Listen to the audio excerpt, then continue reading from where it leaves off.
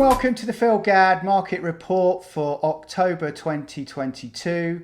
My name is Phil Gadd. Obviously, I'm with eXp Realty, and my guest today is Damon Steele from the Pilot Mortgage Group in Vancouver. Damon also covers most of BC for his clients. But before we get into the meat of the market report today, if you are looking to buy or sell real estate in the Fernie area and you're looking for a real estate expert, then please do get in contact. There's a link below where you can book an appointment directly into my calendar. But I'm going to get straight into it. So the market report for October 2022 in Fernie. And once again, it's slightly different from my newsletter format where I did just focus on single family homes. This market report is the whole of the Fernie market from single family all the way through to land, condos, duplexes, townhouses. So in the month of October, we saw 26 new listings. That's up 44% on the same time last year. Sold listings was actually down 16% to 16 units sold in October. The average price is still climbing as last month. This month it's up 7% to 638,400. And the average sale price is also up considerably this month actually. Last month it was down slightly, but this month we're up 14% to 650,121. So what is interesting, and there is a caveat on the sale to list ratio this month. We did have a very large single family home sell on the ski hill this month for almost 800,000 over list. So that's probably why that sale to list ratio is slightly out of whack this month. But what's also interesting though is days on market. Last month it was up, and we were talking about how that is potentially showing that the market is really shifting. But this month, interestingly, we're down again. So we're down to 49 days on market. I think last month we were up in the 70s. So that's an interesting fact, 27% down. So as we're going to discuss, it's a very interesting market right now. Not everything is quite what it seems. So, and also the month supply of inventory, the MSI number, which I always look very closely at, which basically gives us the indication on if we're in a seller's market or a buyer's market. And, you know, we're edging upwards again, 72% last month in October. And that's 4.24, which should indicate or would indicate we're moving towards a buyer's market, but you know, we can discuss that more later. And I just wanted to show an interesting graph of how the average real estate price in Fernie has gone over since 2010.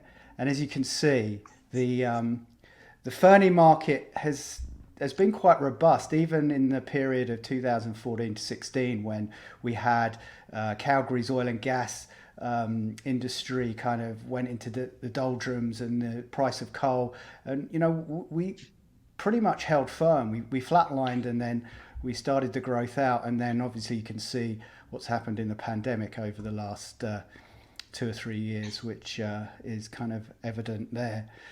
So yeah, I'm going to bring Damon in. So we're going to discuss. Damon's going to discuss the impact of this market and what he's advising his clients. Great. Yeah. Thanks, Phil, for having me. I'll first start off with one, I think, tip or something that for a lot of existing homeowners could really benefit from. There has been a property tax deferment program applicable to most homeowners over the age of 55 for as long as I've been in the industry, which is about 14 years, and probably past that. And so what that means is that people who have annualized property taxes that they would typically having to pay can move those, or basically have those deferred until a later date, in which they either pay them all out in one lump sum, or could pay them out from the sale proceeds of their home. So it's a good way for seniors, for example, to look at trying to I say seniors, they're for 55 age plus, so not necessarily seniors, but basically for people to be able to kind of reduce their monthly cash outflow, especially as property taxes have been rising. More recently, a program has been made applicable to parents with children under the age of 18, where the same program can apply. So they Mm. can choose to defer property taxes into the future, at which point they either can pay them out perhaps by refinancing their home later on, selling their property at a later date, uh, or um, or just going back into the deferment, or to remove the deferment and start paying them if they chose to do that. Maybe their kids start going to school, they no longer have daycare costs, things like that, where it might make it more flexible for them to be able to pay. So, first and foremost, if you're looking for a good way of trying to reduce some of the outflowing expenses as inflation is continuing to rise, as maybe there's some concerns with overall job stability, first tip that I can throw out there. Mm. One way of being able to minimize some of those, outgoing expenses. Doesn't mean that you don't have to pay it. It is continuing to be there, but in markets like this, or with uncertainty in terms of inflation, and with um, cash outflow because mortgage payments have been going up, one consideration to make. Yeah, and that's great. That's something that I didn't know. So that's phenomenal. Yeah, Yeah. great tip. So if anyone's looking, would like to know a little bit more about the specifics of the program, there are some requirements that you need to follow and guidelines that you need to follow to be able to apply. Happy to connect and kind of walk people through it. Yeah, no, that's great. And what I wanted to really focus on, and what I find is quite near and dear to a lot of my clients' hearts right now, is, well, one, they're like, what's happening with interest rates and what should I do, or should I make any changes to my current situation to improve that, right? And I'll talk about that briefly, but more importantly, once we've had that conversation, once they feel clear on what the expectations are moving forward, the conversation almost always switches over to what their real estate goals might be over the next 5 years. Yeah, They're starting to feel the pinch of the space that they now have. They've maybe owned their home for a couple of years now, and their family's been expanding, and they're looking for a bit more space, and they just, with all the uncertainty that's going on with qualifying and whatnot, they just don't know where to go, and they just don't know where to start, and if this even is a good time. So I thought I could bring some clarity to that, what the best steps are, so that if maybe you're not planning on pulling the trigger and buying something, before the end of this year, but you'd like to be in a place where you could be prepared by Q1 or next spring, where you've done all of the right things to get yourself there. yeah, right. So, and I think that there'll be some interesting little tidbits, Phil. You might even be like, huh, that's actually a pretty good idea in terms of what existing sellers can use to help better market a property in a declining, or like a more balanced market. Yeah, sure. So it always starts off, and when I'm talking with clients, we always start initially talking about what they should be doing with their existing mortgage. I've got clients where they've got variable rate mortgages. I have clients that have existing fixed rate mortgages. Both are still anxious and nervous.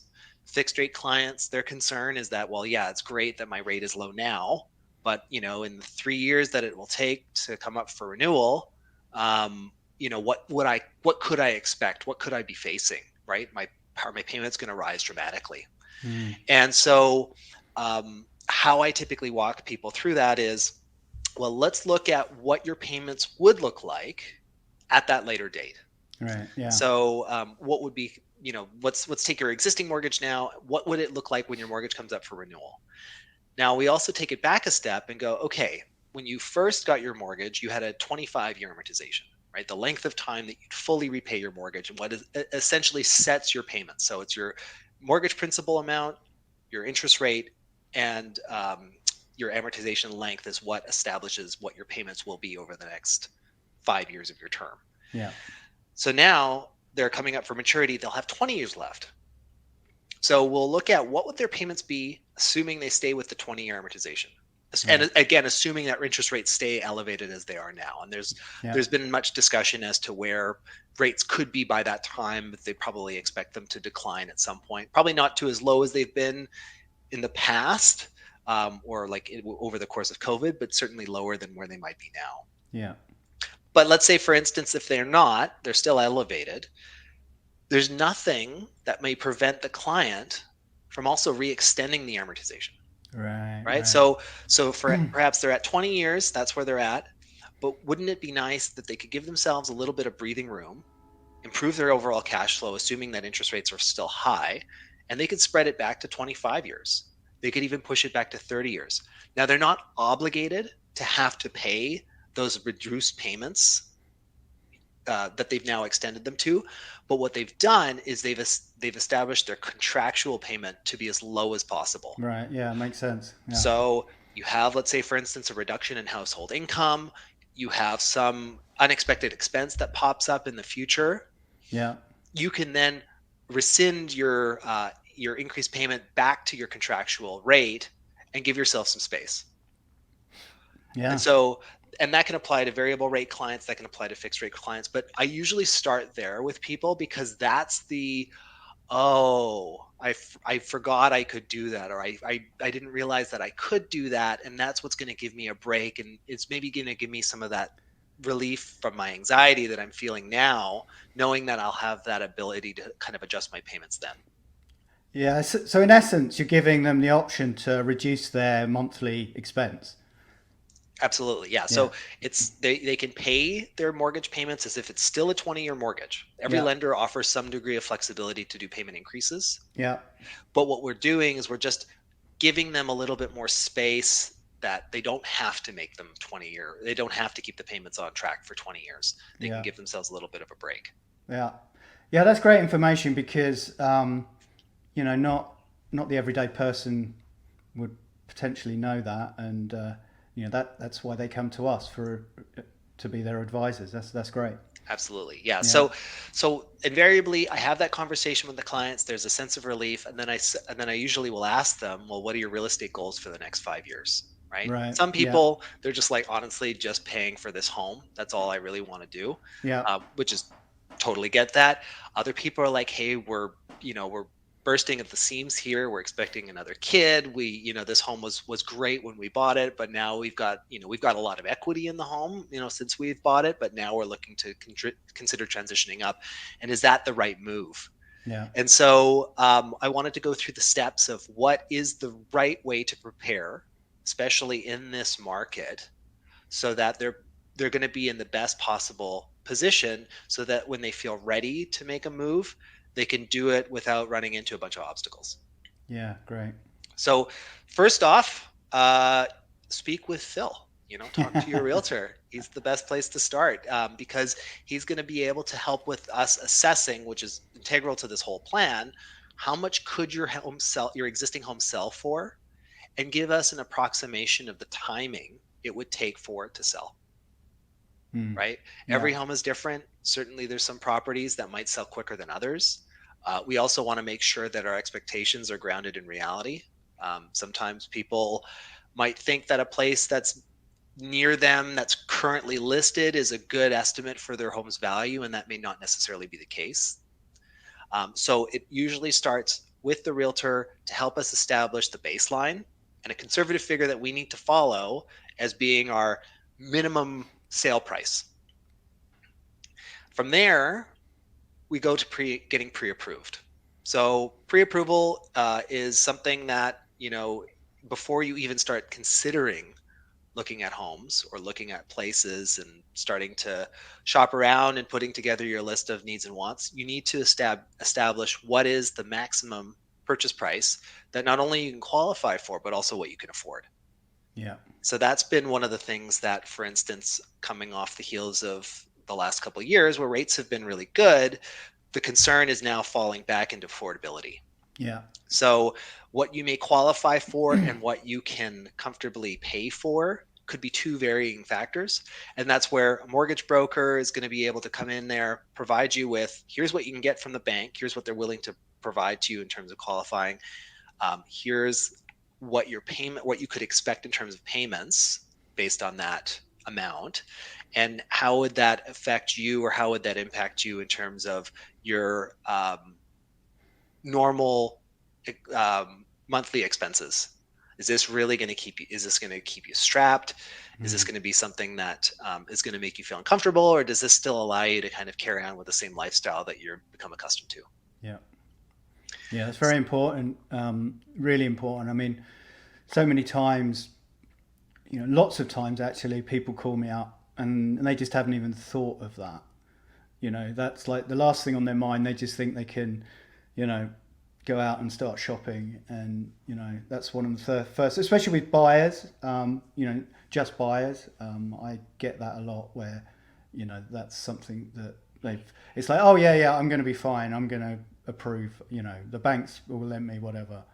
And yeah, Yeah. not So necessarily the case. yeah, and that comes with one other consideration that we also make too, is that if people are qualifying for a mortgage now and their payments happen to be what they're listed as now, if and when we start to see rates being reduced, which most economists expect to happen at some point into 2024, um, they could expect some relief in terms of these payments and costs in the future, Yeah. right? As interest rates reduce. So we don't want to necessarily set that expectation, but that is one thing to consider as part of why someone may actually, even in a market where every signal seems to be pointing towards this is not a good time to buy, that you keep hearing in the media, what you keep hearing in terms of interest rates rising, why some people may want to consider it, because in terms of like rate increases like this that we're seeing as a result of kind of a global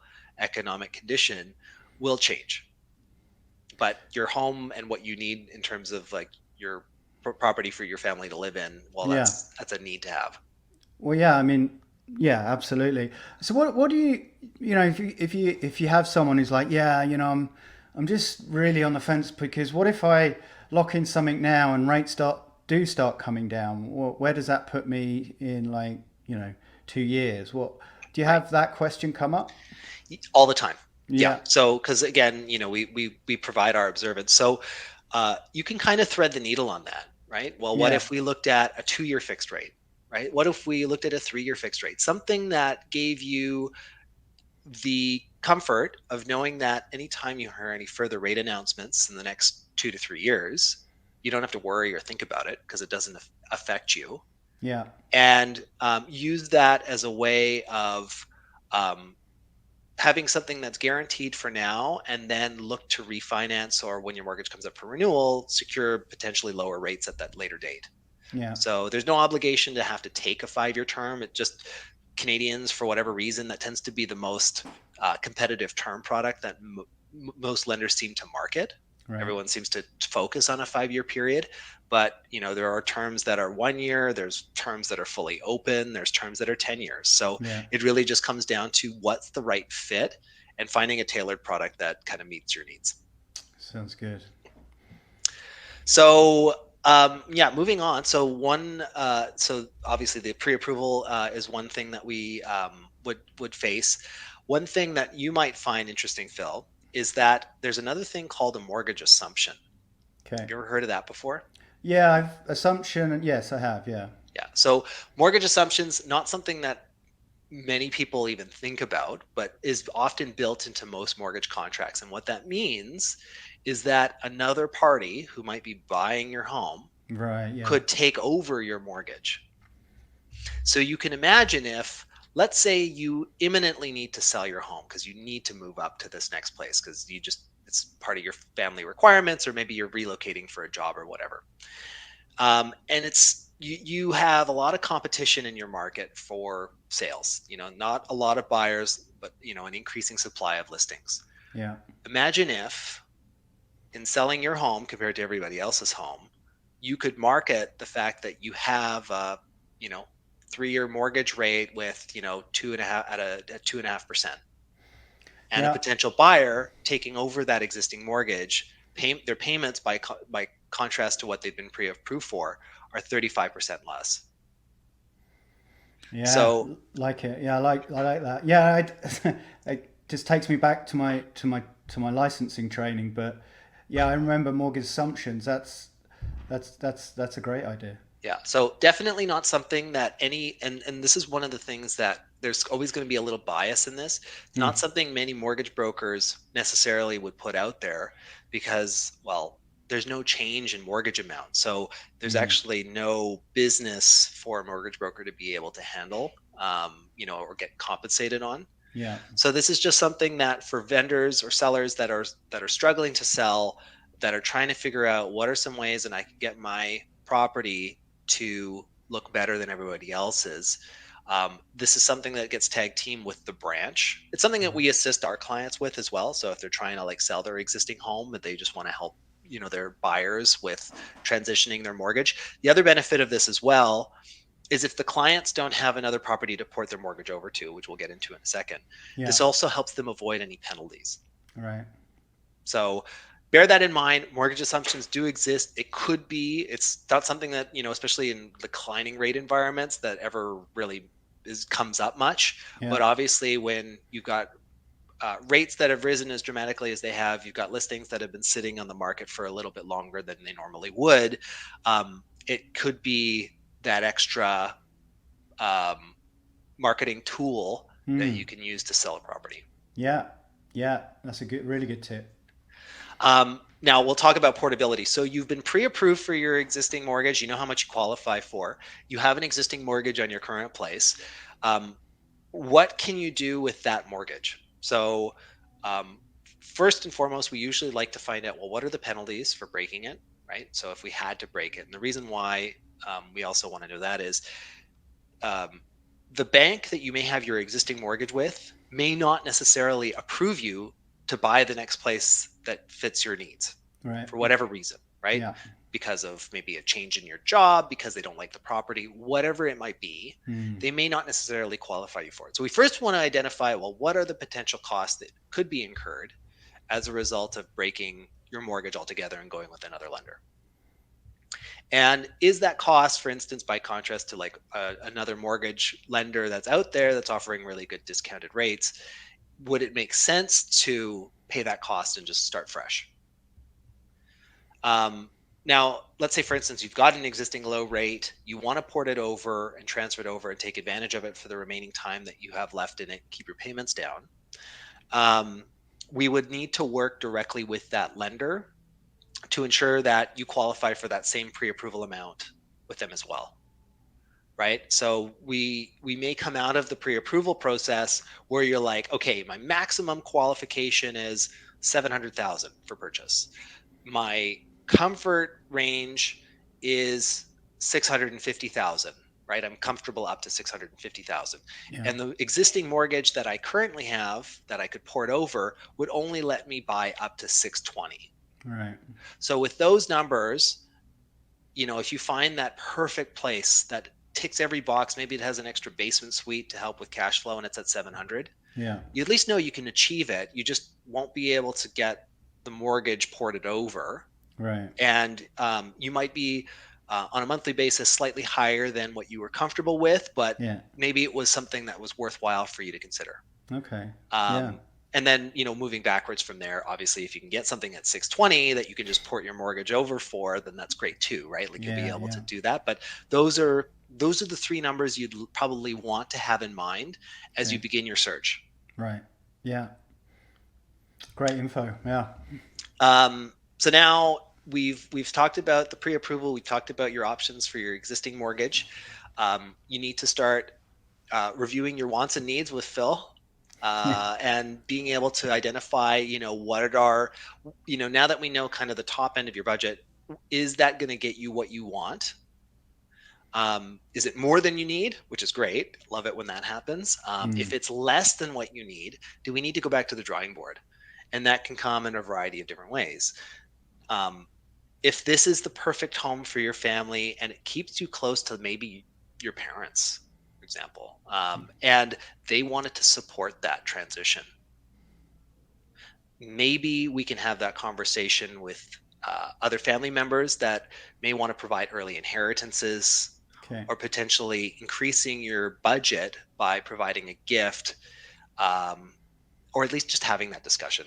Right. Yeah. It's worthwhile to have because I've run into so many scenarios where I've had clients who have entered into a contract to buy a place that was quite a bit further away than where they want to be, only to find out later from their parents that they're kind of surprised that they didn't ask them for their help because they would have preferred to do that and keep the family and the grandkids closer to home. Yeah. Yeah, it's funny sometimes people, money can be such a funny thing. Yeah. Mm. And we talk to parents, we talk to like parents slash grandparents Yeah. about this all the time on behalf of clients, because Right. they're open to the discussion. I don't want it to come from me because I feel awkward about it, but you can Right. maybe just present it in, you know, it's not a forced thing. You don't want to, that they're not obligated to have to do this, but Yeah. they should also understand that this is what it would take for us to be here and whether or not they want to make those changes. And what a lot of parents or grandparents may not know is what type of lending options they may also have that unlocks the equity that they have in their home that Right. could help them with, maybe they were like, oh my God, I didn't know we could get some access to funds here to renovate our home and make it more, to facilitate a better lifestyle for us. Or, like one of them maybe has disabilities. So, Yeah. it'd be nice to be able to make the home a little bit more accessible. Yeah. So we're totally keen to have those conversations and make sure that everyone, at least everyone, knows what's going on. There's no surprises. No one, there's the expectations are set from the beginning before we put pen to paper and write any contracts. Yeah. Yeah, that makes total sense. Yeah. So we've reviewed your needs with your realtor. You're out there on the house hunt. So then the question then becomes, and this is where Phil can probably really help with identifying, given market activity, can you buy something that's subject to the sale of your existing home, or is it something where you'd probably look to sell your home, have it under contract of sale? So Mm. basically, there's a commitment from someone to buy your home, so we know the money's coming, Mm. and then going out and starting to write offers. Yeah. Maybe Phil, you can maybe talk a little bit more about that, and what considerations you would recommend to clients, especially in this market. Yeah. We see it a lot, and we see offers come in with that, and typically what people will do will just slap a time clause on there. So, um, you know, you've got the offer, but you have, if someone comes in, and it's happened to me recently. Um, well, one I've done, and one I know that just happened with a colleague who they had a stronger buyer who just came in and was able to snatch the property away. So I would always recommend that, however we can, let's have the money available so we can just go shopping. Yeah. It is kind of is my ideal recommendation. We can work with subject to sale, and I've done it in the past. And what I do recommend in that instance is have that relationship with the other realtor, or potentially the other two realtors in the chain, and make sure that everything is communication is key in this instance. And but yeah, typically I would always try and say to my clients, have the money, especially in this market in Fernie, because well priced properties are just, they're not lasting long still. Mm. It hasn't gone back to the luxury of having the time and being able to set it up. But we can make most things work. That would be my recommendation, though. Okay, great. So with that in mind, and it's much the same here in Vancouver, for example, like a Yeah, subject to sale, by contrast to an offer excluding that clause, is generally less appealing. So yeah, what you can do though to still kind of, because like the other side of the coin is that, well, I don't want to sell our home if we are going to be homeless and yeah, however long when the transfer of the sale occurs. So there's a couple of other considerations that clients can make for that. So one, and what we would generally recommend is, so yeah, get your home listed, see what the activity is like. So, it would be great. You find somebody who loves your home, has always wanted to live in that area, offers you a fair price for that home, and that you now have put it under contract. What you can do to help yourself is set the contract close date, so the completion date of this contract, to be somewhere between 3 and 4 months into the future. And so what that allows for is that the buyer of your home can still get their financing, because most lenders will give you an approval up to 120 days. Yeah. You can have, 3 to 4 months of time to hopefully find the home that you like. So, that should hopefully give you enough time to be able to um, start your search and be able to actually write an offer and have it accepted. Yeah. Now, when you write the contract of purchase on the new property that you're looking to buy, you can then work with your existing buyer, the one that's buying your own home, and the seller, the home that you're buying, Mm. to amend the dates so that it all works out Right. if you can. Now, Yeah. so for instance, if you can get your sale to complete the day before your purchase completes, that's great. All the money Mm. changes hands, the home and possession dates all align so Mm. that nobody's homeless or having to move in with mom and dad for, a period of time while they have to, and move their furniture out and all that while they're making that transition. Yeah. So it's the easiest way. Sometimes it doesn't always flesh out like that. Maybe your sale has to complete after your purchase, right? So you actually end up buying a place and you'll technically own two places for, a period of time. Yeah. And then your sale completes. And that's okay too. And that's where a term called bridge financing comes Right. up. Yeah. So the bridge is basically the bank giving you the money you need, which was your down payment coming from your sale proceeds, temporarily to help you facilitate your purchase, and then they'll get repaid with the sale proceeds when your sale completes. Yeah. Right. Every bank's different in how they offer it, but most banks do offer it. So again, it's one of those things where if you can get the dates to align, it's great, lower costs overall. But if not, it's still okay. You'd still be able to complete on your purchase. You'll actually have time to move your stuff out. So if, let's say, it can be a bit tough to move as quickly as, generally when you get possession between, the sale of your existing home and the purchase of another one. Mm. Um, this can be a great way for some people who just need more time to slowly move their stuff into the new home. Yeah. Great. Oh, that's it. I mean, there's just always a way to solve the problem. Yeah, You just need to talk to the right people, absolutely. like me and you. Yeah. So, Mm. really that's all I wanted to mostly cover today was just Perfect. the mechanics of moving up. A lot of people, it's on their mind right now. They're not having to buy under the same conditions they would have had to buy in over the last couple of years. Mm. Sure, their place maybe not be worth as much as it may have been worth, back in February of 2022 when we kind of peaked at our market. Yeah. Um, but that means that the other property that they're looking to buy as well has also probably declined. So Yeah. if you're moving up, it's not a bad time to make that consideration. Yeah.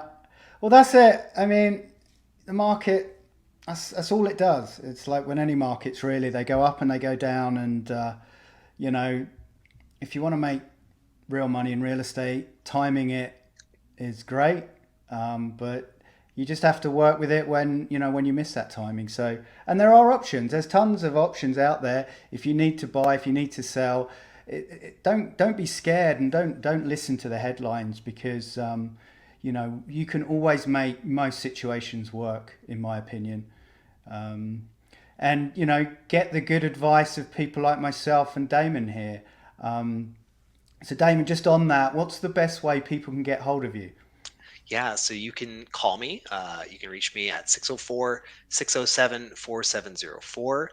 You can also email me at my first name, Damon, and it's like our website, We Are Pilot, so WEAREPILOT.ca. Perfect.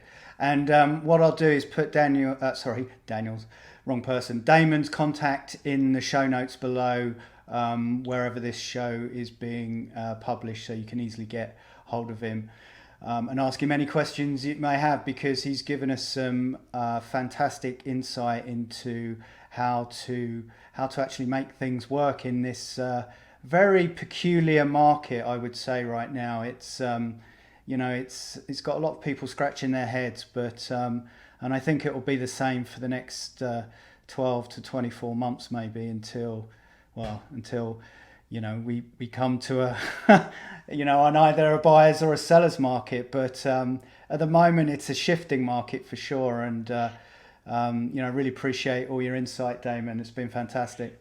Absolutely. Thanks for having me. Okay, awesome.